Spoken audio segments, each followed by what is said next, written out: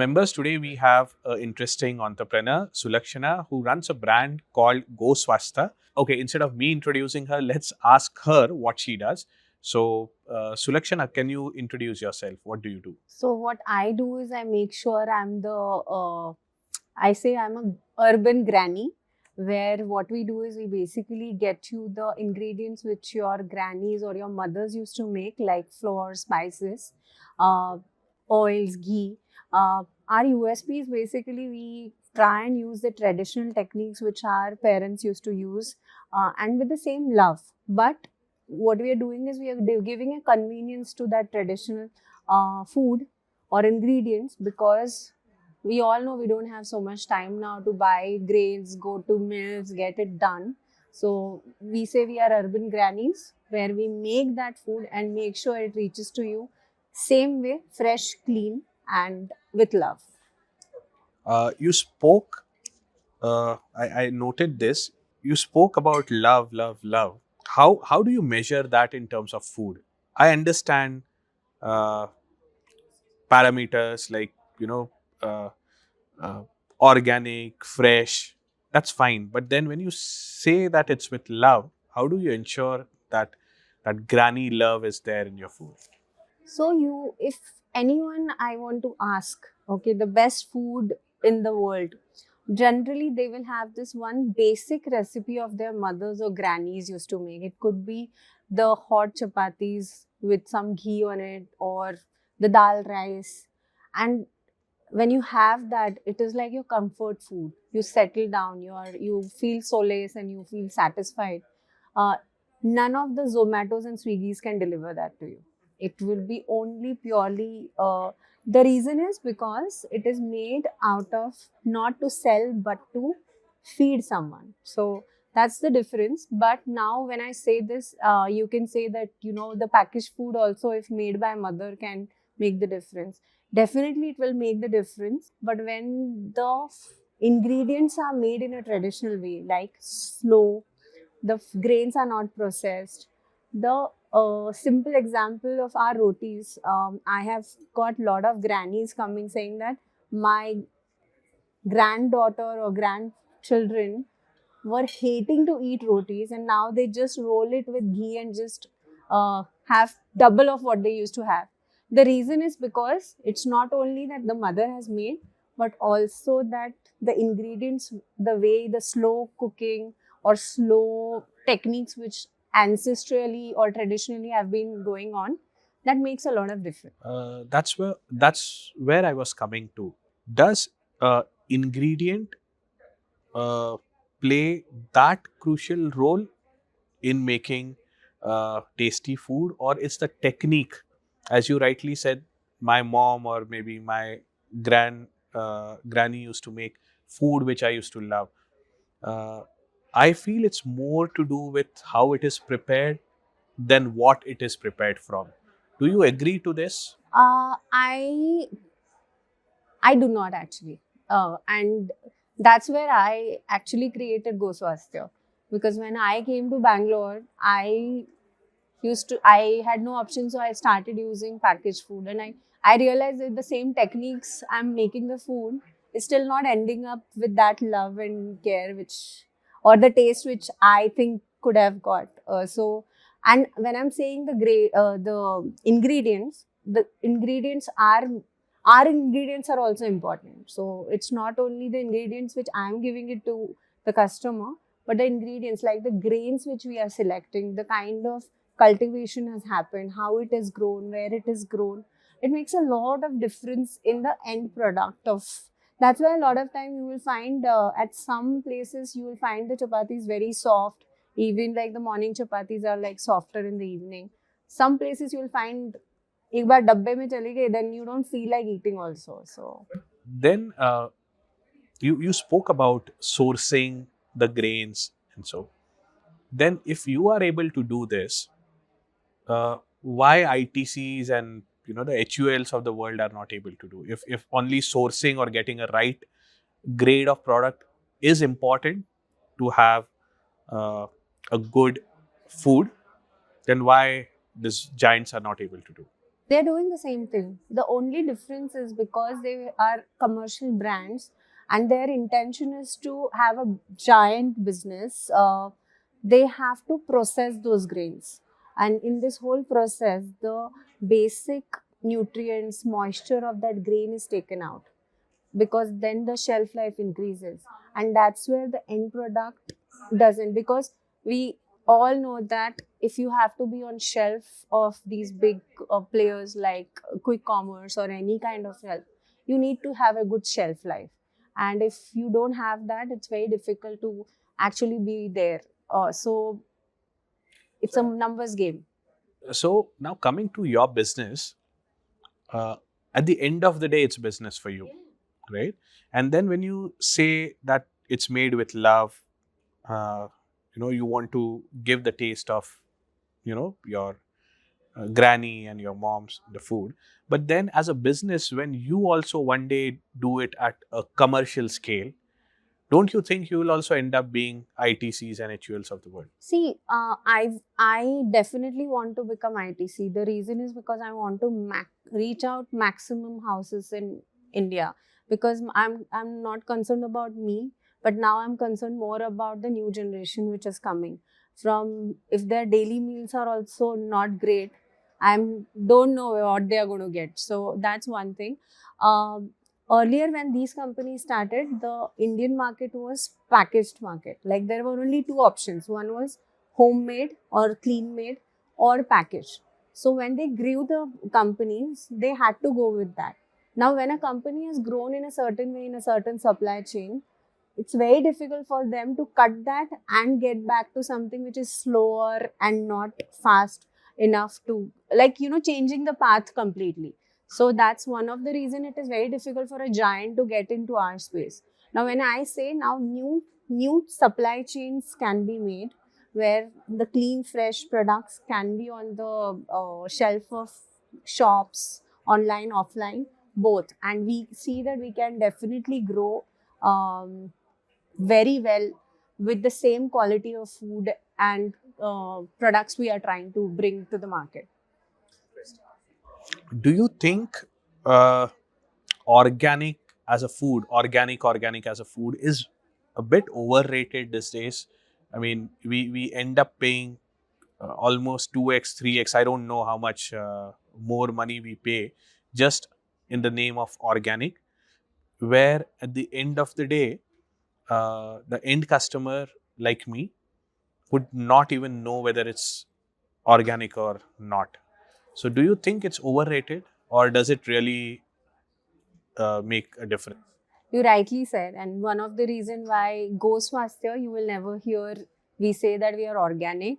We say we are naturally grown, and we say we are fresh and clean.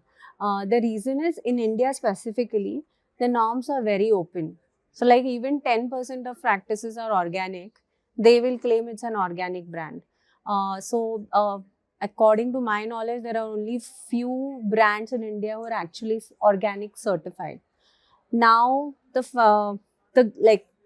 recently I studied, like I've been studying this more, but I realized, like, if you have a piece of land, you're doing all organic practices, but the radius, 5 kilometer radius, if they are not doing the same practices, whatever you're doing doesn't make any sense, because the soil is same, you're sharing the same environment, you're sharing everything same. So it's very difficult to call it as an organic one if the practices across 5 kilometer radius are not same.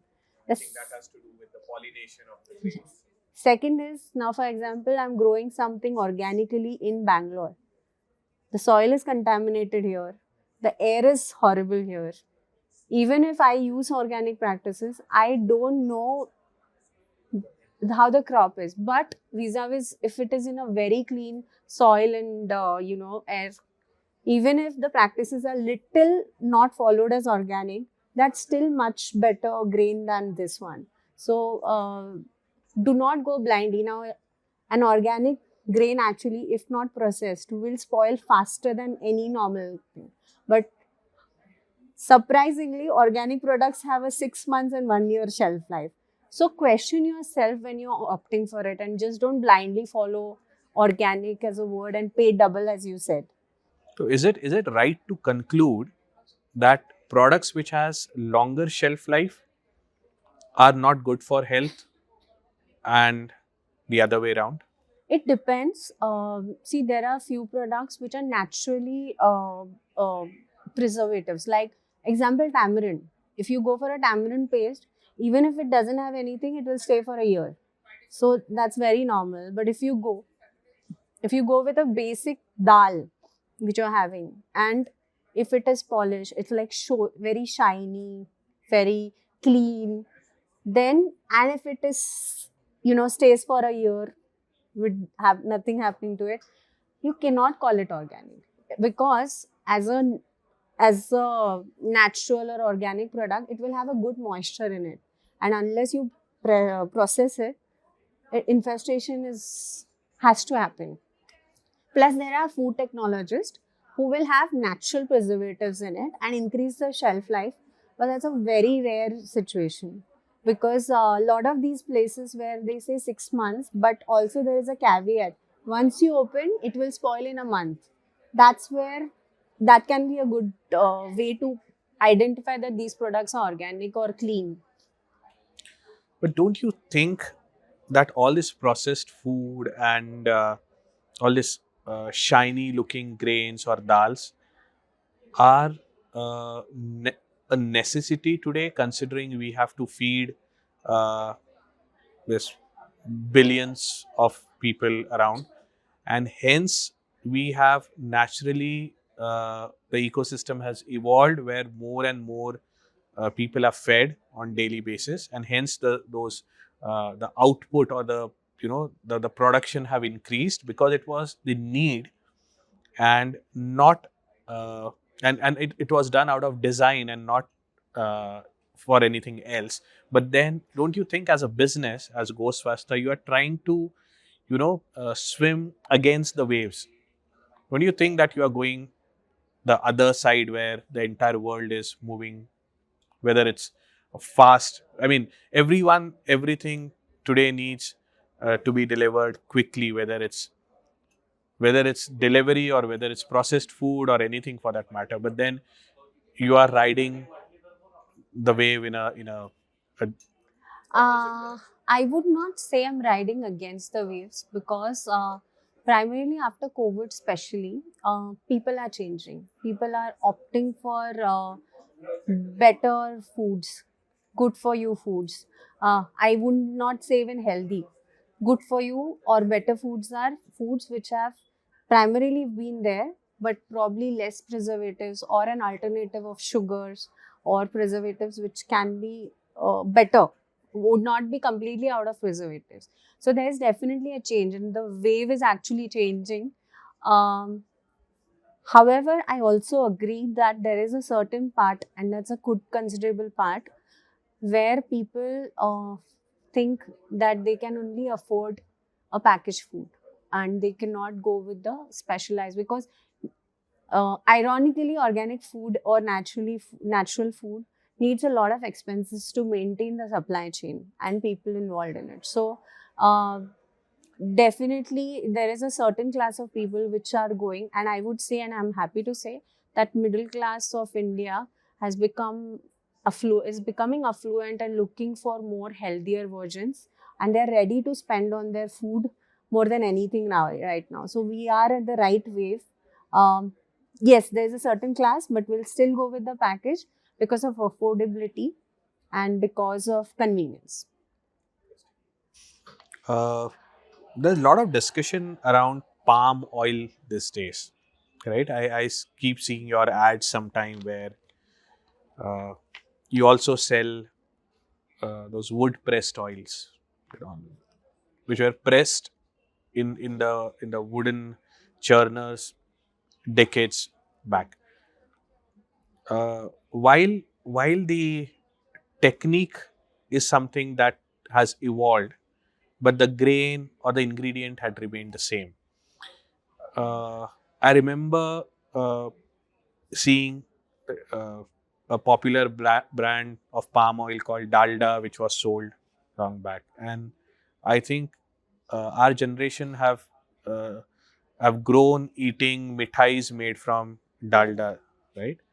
And it used to be tasty. I don't know about the health part, but then I feel that that was a very integral part of the food chain which was there, and it still is. So why so much discussion about palm oil?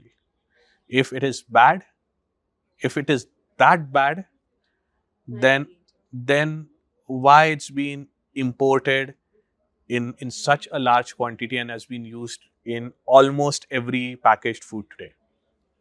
See, I'll divide this in two parts. One is why it has been used and why it has been imported. One of the reason is the food industry or any business works on commercials. And in order to have a sustainable commercial, for example, you will see a packaged food of 10 rupees with 100-gram biscuits, and probably a better for you or a good healthy biscuits made with ghee and jaggery will probably have 40 rupees 100 grams. Now masses will obviously go with this, and there are certain only people would be going for this. So commercially, if I have to, I'm a businessman of having a better for you, but I want to do that same part, I'll have to use something which is a cheaper version. So that's one of the reason is commercially viable, what customers want and what is my goal. My sales has to be 100 or my sales has to be 10, but what I'm making makes a difference. Now, this is a very funny story, but I always have a fight with my mother-in-law. Like, not fight, but arguments. And she used to always say, when you were kids, we used to give you. And I always tell her that I don't remember having biscuits every day, or I don't have a memory of having ordering food every other week or weekends, going to birthday parties, eating junk food and everything. Now, unfortunately, our daily life will have some product which will have a palm oil. Now, that level of palm oil is ideally not required for us. If you have it once in a while, that's okay. So that's the major difference, that the palm oil has entered in our lives on a daily basis or probably per meal basis. Vis-a-vis, and as a child, uh, if you remember, the mithai used to be for festivals. Now you go to mithai shops or go to quick commerce, you'll get mithai every day. So the idea is not something is bad. Something is too much of usage is bad for you. Otherwise, we all are good. And that time, also India couldn't afford the good side of things also. That's one of the reason they looked for cheaper versions. And taste is no doubt it's good. So yeah, that's where I was coming to. You spoke about taste. I feel major reason for people to move from uh, what do you call those traditional food to a new age food, if I may call, or processed food, is because of the taste. The packaged food, whether it's Maggie or whether it's those 5 minutes noodles or whatever, uh, forget about the organic or any part of that, but it tastes good. So why is it always that uh, organic or uh, what do you call, a freshly made food doesn't taste as good as what a processed food tastes? See, processed food, there's a process to have a processed food, okay? Where one of the part is the testing part which happens. Where if you see why you feel like drinking thumbs up if you have one sip, or having a chip packet, just have one chip and then it goes on and all. Because they're made with that kind of a food technology, usage of chemicals or preservatives which really uh, linger on your tongue. Okay, I'll give you again another very simple example. Is it all depends on what you feed.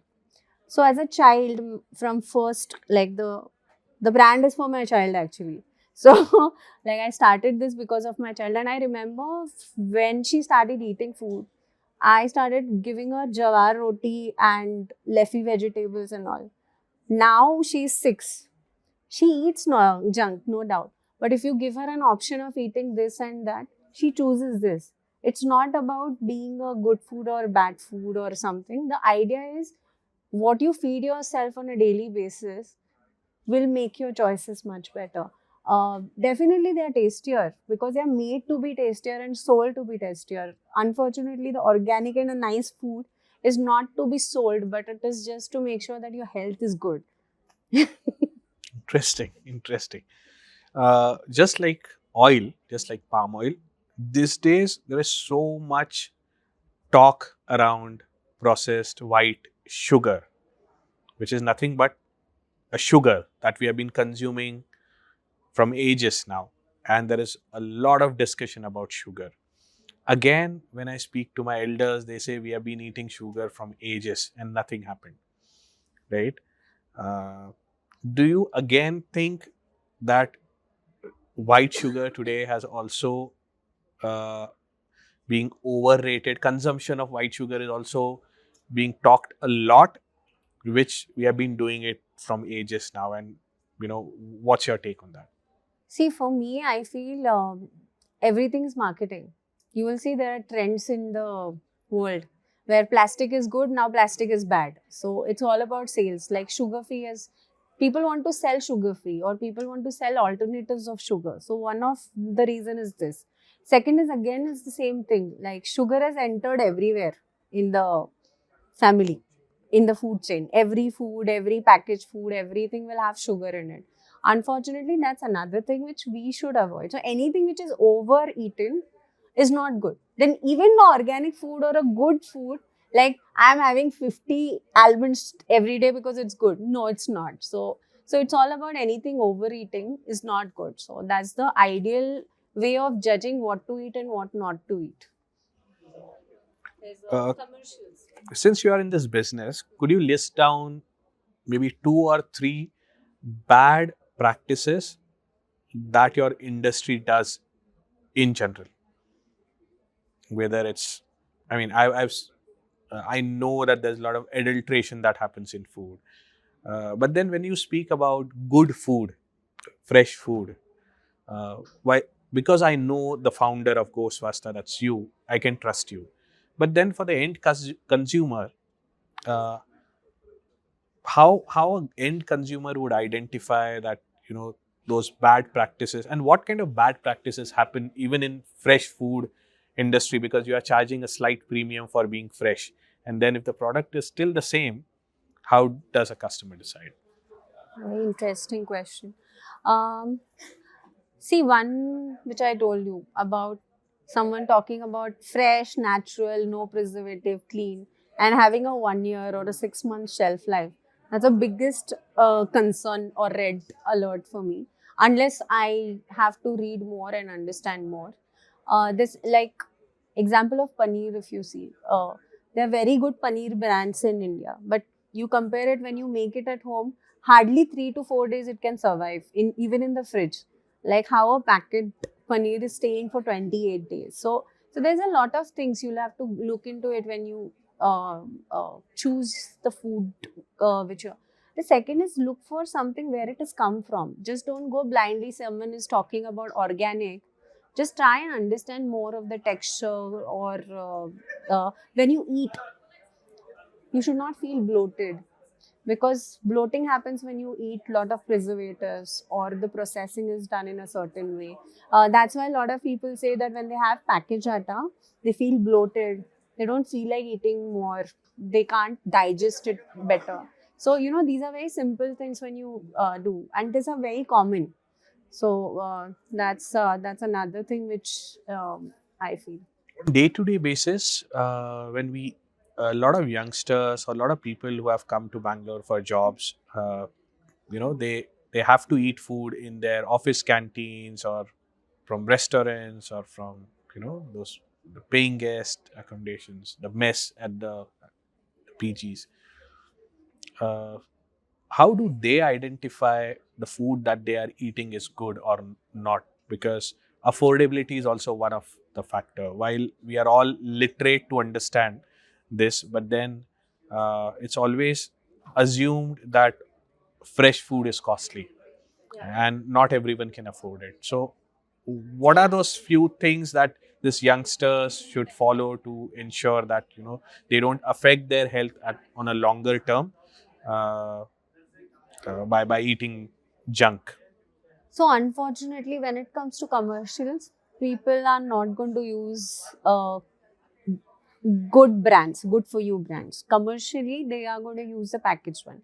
That's very common. Unless there is an auntie who is making it home and you know that she's making it out of love and everything, not only for profits. So that's another thing. If you find someone, I think that's the best auntie to go with. And I'm sure her rates won't be that high. Probably give up one of your weekends and afford her, because I'm sure that's the funniest part again, is lot of mothers come to me and say your atta is a little expensive than the packaged ones, and I say it's just 10 rupees more. I think one of the weekends, just don't order one dish and you can afford me. So kind of that's one thing. Second is in general a practice of eating fiber at the start. Like fiber, when I say fiber, it is about the carrots and the cucumbers you get free of cost there. Just eat them more, so it helps you to digest the impurities which you might get through the food. But that's the only option when you can't cook at home. In fact, since you spoke about, at least one day in a week they have a good meal, especially the student crowd staying in PGs and all. But what is happening on ground is entirely opposite. From Monday to Friday or Monday to Saturday, they eat a very low grade food in a PG accommodation, and on Sunday when the PG is not providing them the food. For the context of audience, PG is basically a paying guest accommodation in Bangalore, right? So on Sundays when the paying guest accommodation is not offering you the food, they order it from a restaurant, which is equally bad. So, lucky urban India is doing so great that there are many home chefs, and they are also listed on Swiggy's. So, probably looking out for them would be a great starting point. Uh, uh, and also regional experts now. If you see Bangalore itself, you will find all regional experts and all home chefs doing it. Whether that's the best option to go for. I think home chefs should be promoted more and more, and especially uh, people who know that they are not eating great. Maybe once every week they order it from a home chef somewhere, not those home chefs which are doing it on a commercial scale, because then that doesn't be then that's not a home chef. Home chef. A very proud incident is one of the home chefs called me saying that I have a catering order, and the customer asked me to source all the raw material from GoSwasthya. So that is where I realized that how it mattered to that customer so much, and we actually work with a lot of home chefs, because they, as I told you, their mentality is I'll be making for home, I'll just make few and sell. So their intention is not make differently for home and differently for the customers. So that's the best option to eat good and healthy food, and from outside, still paying and decent. I think they are lesser expensive than the. Absolutely, absolutely. There's no commercial cost involved in that. And in fact, that should be a trend where if you're even not able to find a home chef somewhere, maybe ask your friend if they can have food on weekend once every, you know, maybe 2-3 times in a month. And I'm sure many would love to host such friends. Yes. Okay. Coming towards the last part of our meeting, of our podcast. Uh, for this as a brand, for GoSwasthya as a brand, who are your competitors? Because when I see ITCs and HUL, they're too big of a conglomerate to even consider them as competition. But who are those small businesses just like you, who are doing something that you admire at a smaller scale or maybe at a medium scale, and what are those learnings, I would say, that you'd want to adopt from them? So when we started, we just tried to start something to give a convenience, and which we didn't find. Basically, for me, that was the USP which I was getting. Otherwise, there are floor mills, there are people who were going there, or there were people who were ordering packaged food. So there were two different sections altogether. I was just trying to breach the gap. And in Bangalore that time, there was no one. I'm happy to say that after we came into picture, there is one one of the biggest like brand who has come. ITCs has also got into fresh tea mill floors, and even Florio, that is another one which they have got. But what I admire is there are two brothers. They are Maharashtrians, and they also have started the brand only out of love, and the intention is about giving good products to the customers. And I really admire them. I definitely follow them. I And yeah. remember seeing their reels. They are, I think, very popular on Instagram. Yeah. They promote it in a with the passion comes out when they talk about their products, and we are at the same space. So I'm definitely looking forward for that brand. Thank you, Sulakshana. It was great speaking to you. I think, just like me, a lot of our viewers will understand the difference between fresh food and not so fresh food, and it will help us make conscious decision about what we eat. So, thanks for coming.